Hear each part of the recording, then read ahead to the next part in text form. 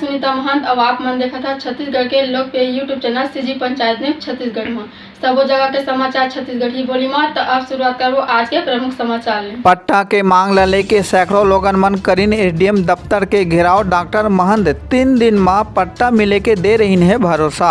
आप मन ला बता दी कि चांपा के वार्ड नंबर 1, 2, 3 और 4 के सैकड़ों लोगन मन एसडीएम कार्यालय के घेराव करीन और कहिन कि 2 दिन पहले विधानसभा अध्यक्ष डॉक्टर चरणदास महंत एसडीएम के आगू 3 दिन के भीतर पट्टा देहे के आश्वासन दिए रहीन और सब ग्रामीण मन एसडीएम कार्यालय पट्टा लेहे सेती आए रहीन।